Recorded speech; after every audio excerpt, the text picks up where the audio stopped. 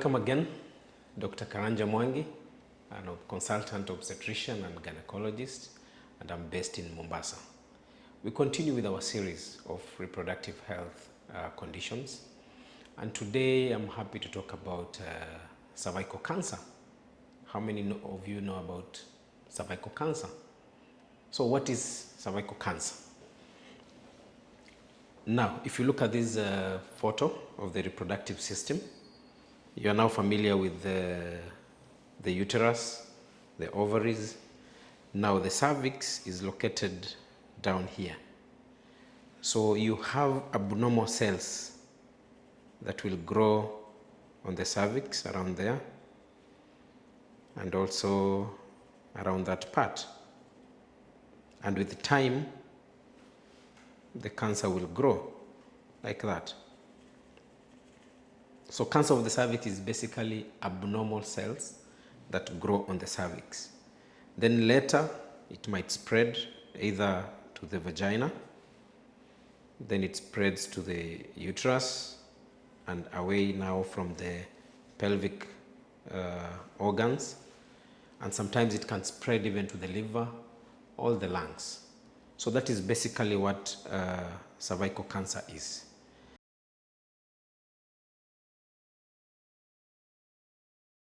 Cervical cancer is mainly caused by the HPV virus. And as we know, HPV virus is like any other virus that doesn't have treatment to cure it. It's your body which will help you to get rid of the HPV virus.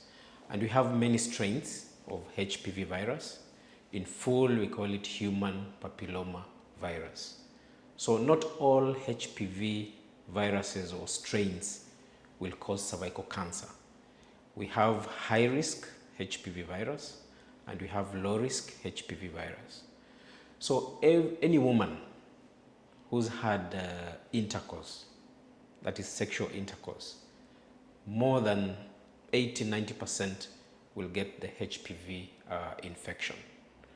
But your body, the human body, the immune system, more than 90% will be able to clear the HPV virus. Now, those who get cervical cancer are the ones who the HPV virus persists in the cervix. So 5 years down the line, 10 years down the line, you still have the infection, and it's the HPV high risk type. So with time, it makes changes in your cervix and you develop cervical cancer later in life. So there are two kinds, low risk and high risk. So if you get infected with high risk and it persists, that is the one that might later lead to you getting cervical cancer. Now, who is at risk of getting cervical cancer?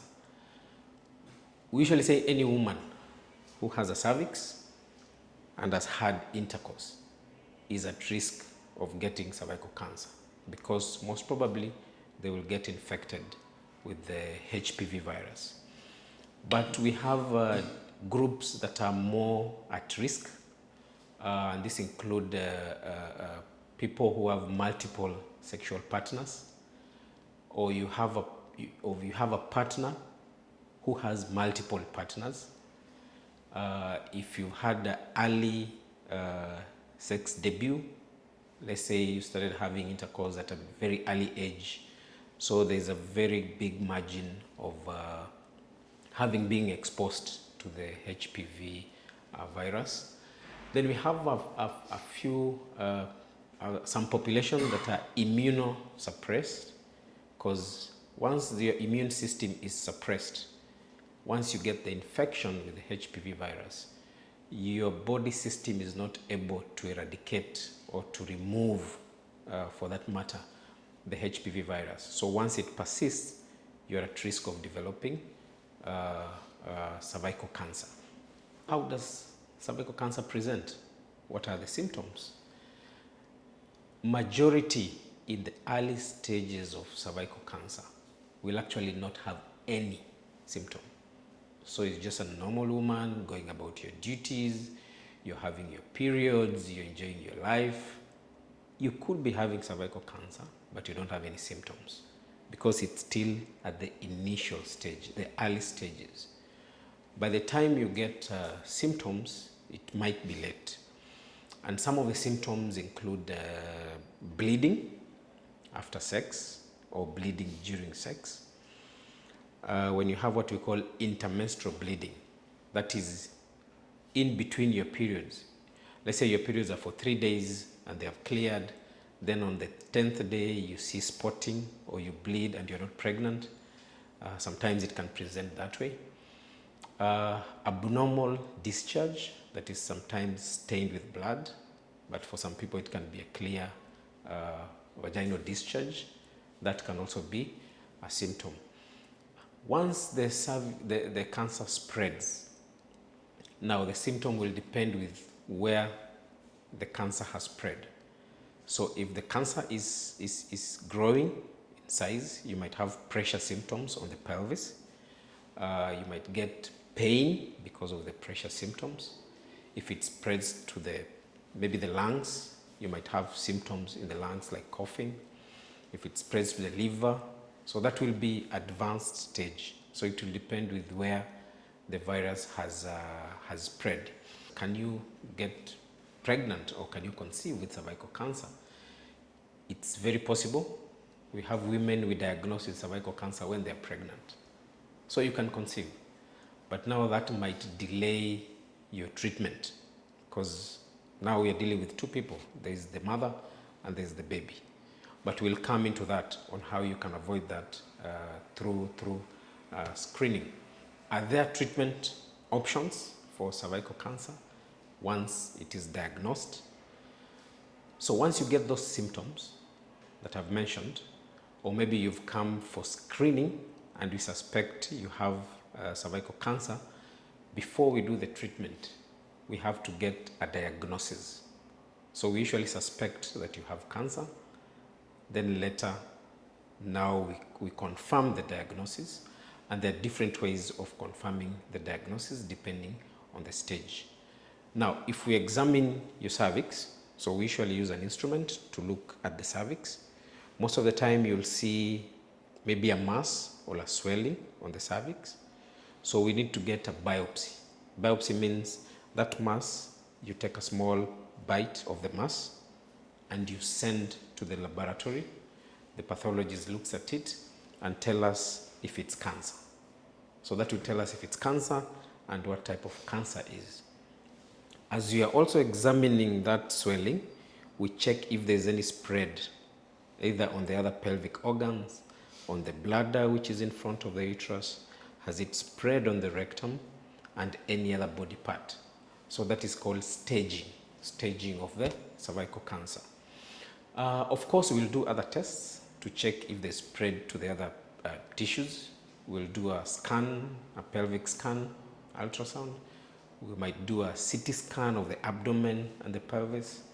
You might also need to do an MRI scan of the abdomen and the pelvis. If there are symptoms of the chest, we'll do a chest x-ray, and later we might have to do even a CT scan. So the other diagnoses or investigations will depend with where we suspect the cancer has spread. So we already have a diagnosis. We need to offer treatment. What are the treatment options for cervical cancer? Treatment will depend on the stage of the disease. We all know cancer has different stages. And that's why screening is very important, because screening can even pick it at stage 1. So there's usually stage 1, stage 2, stage 3, and stage 4. So stage 3 and 4 it's quite advanced. Then stage 1 and 2 is early. So depending on the staging of the disease, we have different treatment options, and some get cured of cervical cancer if we manage to get it in the early stages. So we have surgery. You can be offered surgery in the early stages so that the whole cancer and the whole tumor plus the cervix, sometimes including the uterus, plus any other organs in the pelvis are removed. That is to clear the pelvis of any tumor. And of course, depending on the test that you did. We also have what we call radiotherapy. radiotherapy, and sometimes you can combine surgery, then later we do radiotherapy. We also have chemotherapy. Chemotherapy, you're given drugs, injectables. So that will depend on the staging and the type of cancer that was found by the pathologist.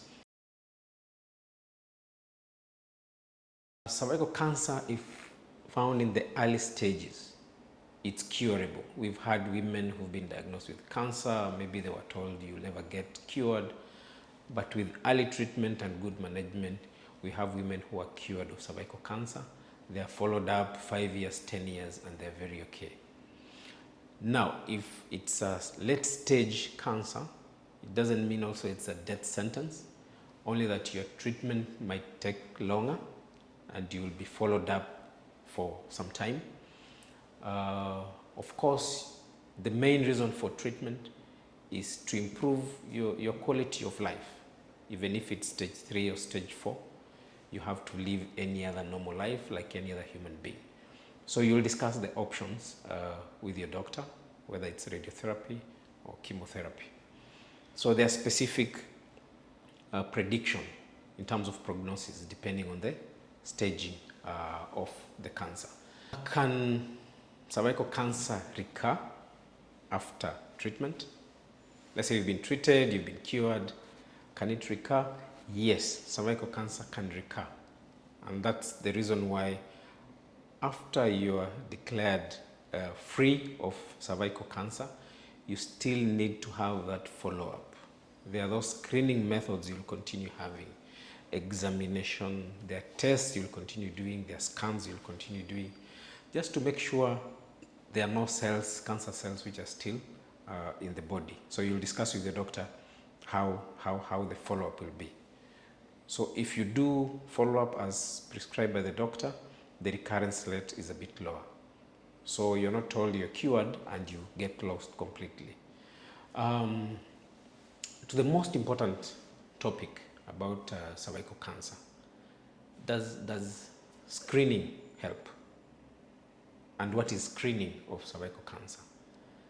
Now with screening, it's more of you are very okay, you're going on with your own life, but we want to check, are you at risk of developing cervical cancer?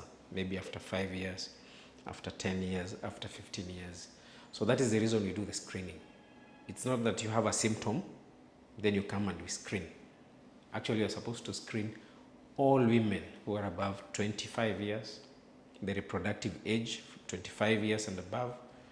We do routine screening for cervical cancer. And why do we do the screening? Because we know what causes cervical cancer. We've said it's caused by the HPV virus. And once you have the infection with the HPV virus, are there any remedies we can do to prevent you from getting cancer? Now, once you get infected with the HPV virus, the high risk, you usually have normal cells on the cervix.